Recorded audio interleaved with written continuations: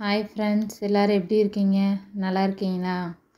நம்ம இதுக்கு முன்னாடி இருக்க வீடியோவில் வந்து chain stitch, single chain stitch அப்புறம் டர்ன் பண்ணுறதெல்லாம் எப்படி என்னன்றதை பார்த்தோம்.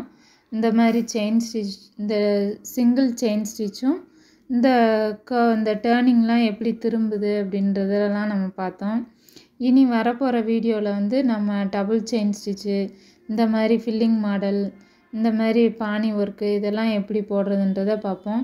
இங்கே பாருங்கள், இந்த டிசைன் ஃபுல்லாக செயின் ஸ்டிச் மட்டுமே வச்சு போட்ட டிசைன்ஸ். இது ஃபுல்லாக பாருங்கள் எவ்வளோ நல்லா இருக்குன்ட்டு.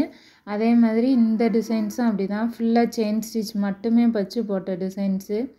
இன்னும் நம்ம அடுத்து வர வீடியோவில் இந்த மாதிரி ஃபில்லிங்லாம் எப்படி போடலாம் அப்படின்றத பார்ப்போம். இன்றைக்கி வந்து நம்ம பார்க்க போகிறது வந்து இந்த மாதிரி டபுள் செயின் ஸ்டிச் எப்படி போடுறது அப்படின்றது பார்க்க போகிறோம். பாருங்கள், இந்த செயின் ஸ்டிச்சுக்கும் இந்த செயின் ஸ்டிச்சுக்கும் பாருங்கள் எப்படி இருக்குன்ட்டு. இது கொஞ்சம் நல்லா பட்டையாக பார்க்க நல்லாயிருக்கும். இது வந்து சிங்கிளாக இருக்கும். நீங்கள் இந்த கழுத்துக்கு டிசைன் கொடுக்குறப்ப அவுட்லைன் வந்து இந்த மாதிரி டபுளாக கொடுத்தீங்க அப்படின்னா அந்த நெக்கே பார்க்குறக்கு லுக்கு நல்லாயிருக்கும். வாங்க ஃப்ரெண்ட்ஸ், அடுத்து நம்ம டபுள் செயின் ஸ்டிச் எப்படி போடலான்றத நம்ம போய் பார்க்கலாம். இப்போ பாருங்கள், எப்பயும் போல் ஒரு ஸ்ட்ரைட் லைன் போட்டுக்கோங்க. போட்டுட்டு நான் எப்பயும் போடுற செயின் ஸ்டிச் மாதிரி தான் இதுவும் போடணும். மொதல் பாருங்கள், சிங்கிளாக போட்டிருக்கு. அதுக்கப்புறம் இங்கே பாருங்கள், இது கொஞ்சம் பெருசாக போட்டோம். அதுக்கப்புறம் சின்ன செயின் ஸ்டிச்சாக போட்டோம். அப்புறம் செயின் ஸ்டிச்லேயே எப்படி டர்ன் பண்ணுறது அப்படின்றத பார்த்தோம். இன்றைக்கி வந்து டபுள் செயின் ஸ்டிச் எப்படி போடுறதுன்னு பார்க்கலாம். இதே மாதிரி தான், வேறு புதுசாலாம் இல்லை. மொதல் எப்படி செயின் ஸ்டிச் பழகுனீங்களோ அதே மாதிரி தான் போடணும். பாருங்கள், நம்ம வந்து ஃபுல்லாக அந்த ஒரு செயின் ஸ்டிச் நார்மலாக எப்படி போடுறோமோ அது மாதிரி ஸ்ட்ரைட்டாக போட்டோம். இப்போ அதுக்கு பக்கத்துலேயே நல்லா பாருங்கள், இந்த செயின் ஸ்டிச் இந்த கீழே வர மேலே இருக்க செயினை எடுத்து இந்த பக்கத்தில் இருக்க செயினுக்கு கொஞ்சம் கிராஸாக விட்டு எடுங்க. அப்போ தான் கொஞ்சம் அந்த மொதல் இருக்க செயினுக்கும் இப்போ அடுத்து நம்ம போடுற செயினுக்கும் கேப் இல்லாமல் நல்லா நெருக்கமாக இருக்கும். பாருங்கள்,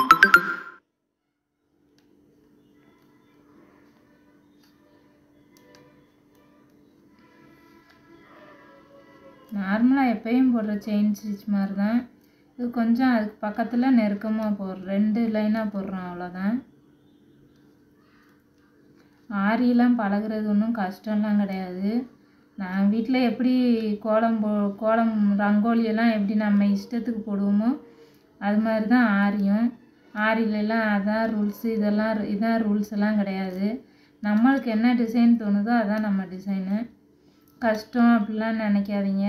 நான் எவ்வளோ ஈஸியாக போட முடியுமோ அவ்வளோ ஈஸியாக போட்டுடலாம்.